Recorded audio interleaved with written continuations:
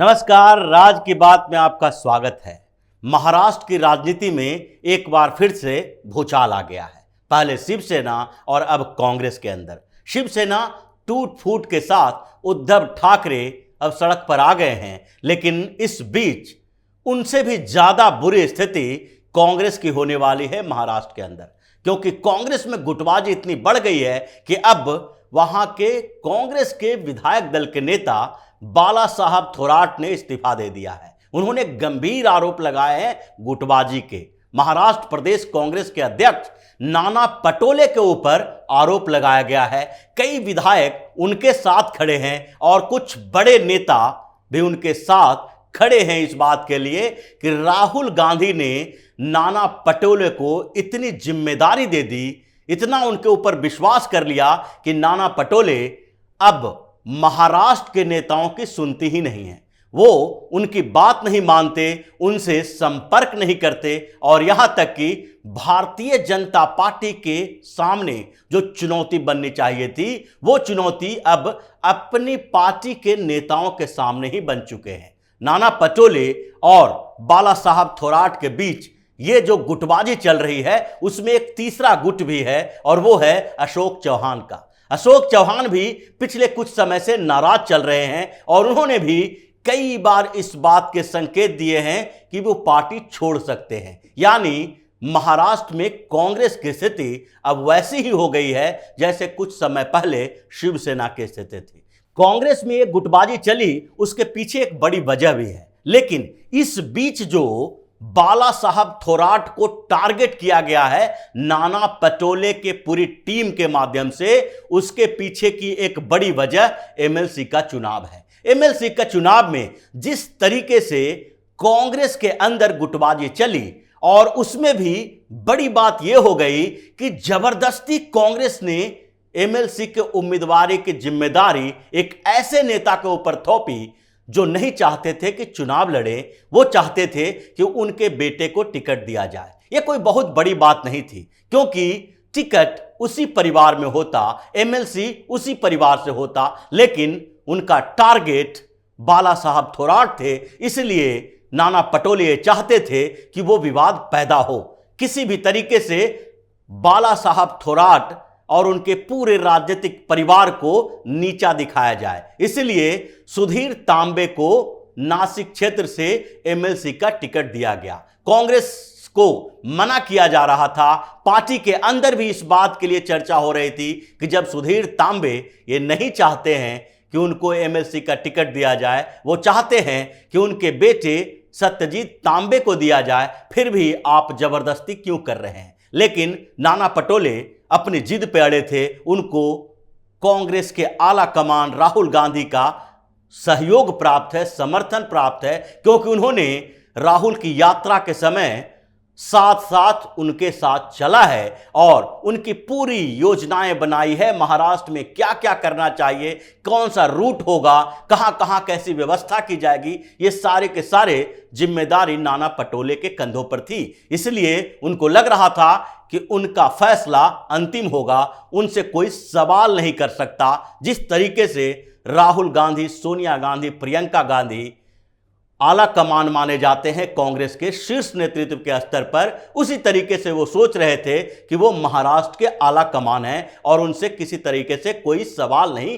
किया जा सकता है। इसलिए उन्होंने सुधीर तांबे के मना करने पर बार बार उन्हें टिकट देने के लिए मनाया और एमवीए में जो दूसरी पार्टियां हैं यानी एनसीपी और शिवसेना के साथ भी संपर्क नहीं किया। यह एक डिक्टेटरशिप थी, जिसके बाद सुधीर तांबे ने अपनी अलग रणनीति बनाई और उन्होंने अंतिम दिन, जो नॉमिनेशन करने का अंतिम दिन था, उस समय नॉमिनेशन करने से इनकार कर दिया और सत्यजीत तांबे को नॉमिनेशन करवा दिया गया। यानी कि कांग्रेस को एक बड़ा झटका लगा। सत्यजीत तांबे को भारतीय जनता पार्टी का समर्थन भी मिल गया, क्योंकि भारतीय जनता पार्टी ने वहां से उनके समर्थन की घोषणा कर दी एमएलसी चुनाव में। अब सत्यजीत तांबे चुनाव भी जीत गए, लेकिन अब वो बार बार इस बात का जिक्र कर रहे हैं कि वो निर्दलीय हैं और अभी निर्दलीय के तौर पर ही काम करेंगे। इस बीच सुधीर तांबे के व्यवहार के कारण उनकी जो मना कर देना था नॉमिनेशन से, उसके कारण कांग्रेस ने उन्हें निलंबित कर दिया। अब तांबे परिवार पूरी तरीके से कांग्रेस का विरोधी हो गया, लेकिन तांबे परिवार के साथ ही बाला साहब थोराट आखिरकार क्यों विरोधी हो गए हैं, इसके पीछे भी एक बड़ी वजह है। क्योंकि तांबे परिवार और थोराट परिवार बहुत नजदीकी संबंध वाले हैं। बाला साहब थोराट के बहनोई हैं सुधीर तांबे, यानी कि सत्यजीत तांबे जो एमएलसी का चुनाव जीते हैं, वो बाला साहब थोराट के भांजे हैं। अब इतने नजदीकी संबंधों में किस स्तर पर पार्टी फोरम पर वो ये कह सकते थे कि आपने सुधीर तांबे और सत्यजीत तांबे के बीच इतना डिफरेंस क्यों समझा? क्यों टिकट के लिए बाप और बेटे के बीच कंपटीशन पैदा करने की कोशिश की? इसलिए उन्होंने साफ तौर पर कह दिया चुनाव के दौरान भी कि वो अपने भांजे सत्यजीत तांबे के साथ खड़े हैं। कांग्रेस को इस बात के लिए सोचना चाहिए कि उन्होंने टिकट देने में इतनी हड़बड़ी क्यों की, क्यों वो जिद पे अड़े रहे कि सुधीर तांबे ही चुनाव लड़ेंगे, जबकि सुधीर तांबे बार बार ये कह रहे थे कि उनके बेटे सत्यजीत तांबे को टिकट दिया जाए। अब इस बीच ये विवाद तो बढ़ा, लेकिन नाना पटोले को एक और बड़ा मौका मिल गया। उन्होंने पार्टी फोरम पे इस बात को बार बार उठाया और अपने सहयोगियों समर्थकों के साथ इस मुद्दे को गरमाया कि बाला साहब थोराट ने पार्टी विरोधी गतिविधियों को बढ़ाया है, यानी उन्होंने अपने परिवार का साथ दिया और पार्टी का विरोध किया है। इसलिए बाला साहब थोराट को भी उसी तरीके से निलंबित किया जाना चाहिए जैसे सुधीर तांबे को किया गया। दूसरी तरफ जो गुट बाला साहब थोराट का है, उनका मानना है कि नाना पटोले को कांग्रेस के प्रदेश अध्यक्ष के पद से हटाया जाना चाहिए, क्योंकि वो प्रदेश के नेताओं की बात नहीं सुनते हैं। उनके ऊपर अशोक चौहान ने भी पहले आरोप लगा चुके हैं और ये स्थितियां ऐसी हो गई है कि महाराष्ट्र में कांग्रेस 3 गुटों में बटी हुई है। एक गुट नाना पटोले का है, दूसरा बाला साहब थोराट का है और तीसरा गुट अशोक चौहान जैसे वरिष्ठ कांग्रेस के नेता का है, जो पूर्व मुख्यमंत्री रह चुके हैं महाराष्ट्र के। अब ये स्थितियां इतनी गंभीर हो गई, आरोप प्रत्यारोप इतना बढ़ गया कि बाला साहब थोराट को एक्शन लेना पड़ा और उन्होंने फैसला किया कि वो अब कांग्रेस में नहीं रहेंगे। लेकिन इसकी शुरुआत कैसे की जाए, इसलिए उन्होंने सबसे पहले कांग्रेस में अपने पद से इस्तीफा दिया, यानी कि कांग्रेस के विधायक दल के नेता के तौर पर जो उनकी भूमिका मिली थी, उन्होंने उससे इस्तीफा दे दिया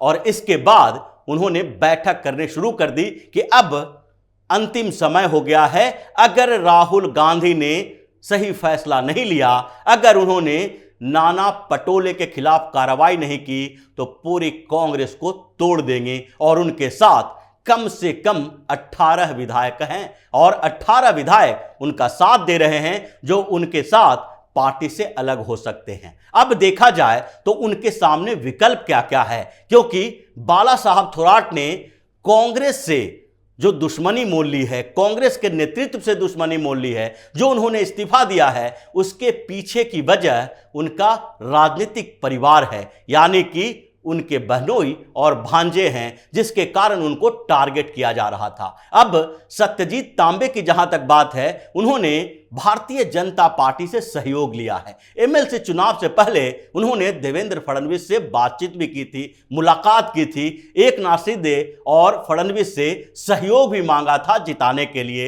इन दोनों ने सहयोग भी किया और यह माना जा रहा है कि तांबे परिवार अब भारतीय जनता पार्टी के साथ जाएंगे और उसी तरीके से अब बाला साहब थोराट के लिए यह सबसे बड़ी मुश्किल है कि वो कांग्रेस छोड़ेंगे तो उनके सामने पहला विकल्प क्या हो सकता है। एक विकल्प तो यह है कि फिर वो अपनी पार्टी बनाए, एनसीपी की तरह एक और पार्टी बने जो कांग्रेस से टूटकर होगी। लेकिन दूसरा विकल्प यह भी है कि वो अपने पूरे संगठन के लोगों के साथ, विधायकों के साथ, पार्टी के दूसरे नेताओं के साथ कांग्रेस को छोड़े और भारतीय जनता पार्टी में मिल जाएं या एकनाथ शिंदे के साथ चले जाएं, जो कि एक नया अभी गुट बना हुआ है, पार्टी बनी हुई है, जिसमें शिवसेना, एनसीपी और कांग्रेस तीनों पार्टियों के नेताओं के लिए जगह है और एकनाथ शिंदे ये पहले भी ऑफर दे चुके हैं। यानी अगर देखा जाए तो कांग्रेस अब पूरी तरीके से बिखर चुकी है महाराष्ट्र के अंदर।